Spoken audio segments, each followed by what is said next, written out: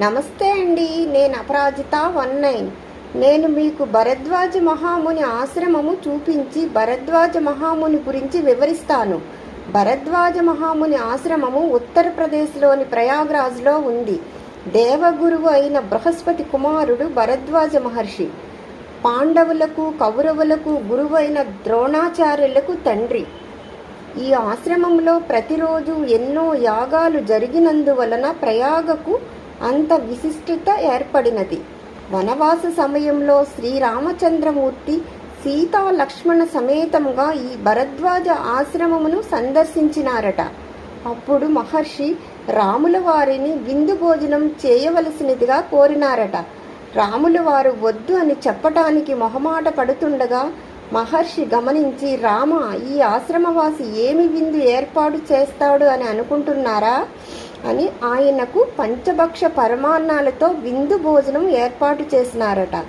ప్రయాగ్రాజ్లో ఉన్న త్రివేణి సంగమములో స్నానమాచరించి అక్షయావట్ వృక్షము చుట్టూ ప్రదక్షిణ చేయమని శ్రీరామచంద్రమూర్తికి సూచించినారని పెద్దలు చెబుతారు. మేము భరద్వాజ మహాముని ఆశ్రమము చూడటానికి వెళ్ళిన సమయములో రోడ్డు వర్క్ జరుగుచున్నది. ఆశ్రమం అండర్ గ్రౌండ్లోకి దిగి చూడాలి. అక్కడ లక్ష్మీకుండము అని ఉంటుంది. సీతారామ లక్ష్మణులు ఆశ్రమానికి వచ్చినప్పుడు సీతమ్మ వారు ఈ లక్ష్మీకుండలో స్నానము ఆచరించినారట. ఇప్పుడైతే గంగానది ఊరికి కొంచెం దూరంలో ఉంటుంది. కానీ ఆ కాలంలో గంగానది ఆశ్రమం పక్కనే ఉండేదట.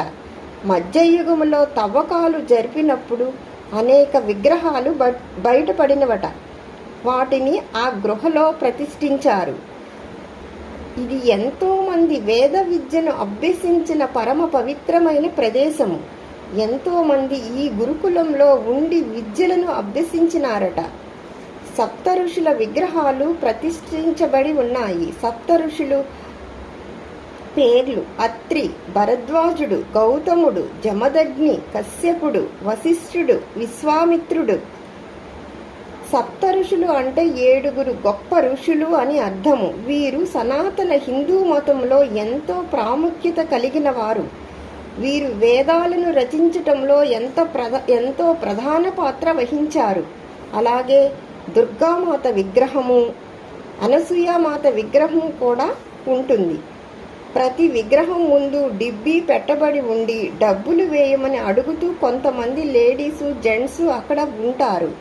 భరద్వాజ మహాముని కాలం నాటి బావి ఒకటి ఉంటుంది. లోపల అతి పురాతనమైన విగ్రహాలు మనకు కనిపిస్తూ ఉంటాయి. వాటి దగ్గర ఒక్కొక్కరు ఉండి వచ్చిన వాళ్ళను డబ్బులని విపరీతంగా అడుగుతూ ఉంటారు.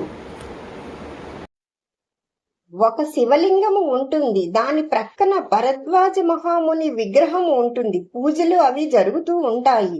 ఈ శివలింగాన్ని భరద్వాజీశ్వరుడు అని పిలుస్తూ ఉంటారు. ఎంతో విజ్ఞానం కలిగి ఉన్న ఎన్నో గ్రంథాలను భరద్వాజ మహర్షి రచించారు. ఈయన విమాన శాస్త్రాన్ని కూడా రచించినారట. పుష్పక విమానము మొదలైన వాటి గురించి విపులంగా రాసినారట. ఆయుర్వేద వైద్య విధానము గురించి భరద్వాజ సంహిత అనే రచనలో ఎంతో గొప్పగా రచించారు. శ్రీరామచంద్రమూర్తికి ఇంకొకసారి విందు ఏర్పాటు చేసినారు భరద్వాజ మహర్షి. రావణ సంహారం అయిన తర్వాత తిరిగి వస్తుండగా మళ్ళీ భరద్వాజ ఆశ్రమాన్ని దర్శించినప్పుడు సీతారామ లక్ష్మణులతో పాటు కొన్ని వేల కపిల సైన్యానికి కూడా విందు భోజనం పెట్టినారు.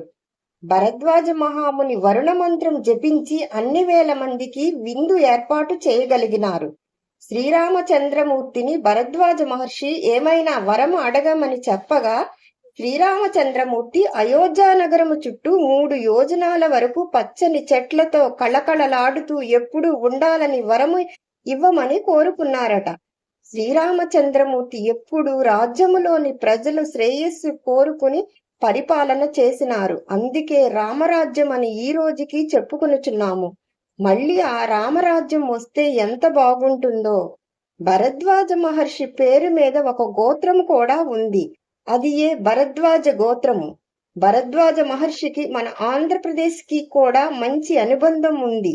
భరద్వాజ మహర్షి ఒకానొక సమయములో తీర్థయాత్రలు చేస్తూ ప్రఖ్యాత పుణ్యక్షేత్రము గుంటూరు నగరానికి 7 కిలోమీటర్ల దూరంలో ఉన్న పెదకాకాని ఆలయానికి వచ్చినారట. ఆ ప్రాంతంలో యజ్ఞం చేయదలచి యజ్ఞానికి కావలసిన పవిత్ర జలము కోసం ఒక బావిని ఏర్పాటు చేసి అందులో పవిత్ర నదుల నుంచి నీటిని తెప్పించి బావిలో వేసినారట. దానినే యజ్ఞాల బావి అని అంటారు. ఇది ఇప్పటికీ పెదకాకానిలో ఉంటుంది. దానిలో ఉన్న నీరు కూడా వాడకంలో ఉంది. కాకాని ఆలయము నెక్స్ట్ వీడియోలో చూపించి వివరిస్తాను. ఎంతో విజ్ఞానము ఆధ్యాత్మికత కలిగి ఉన్న మహోన్నతమైన మహనీయులు భరద్వాజ మహర్షి.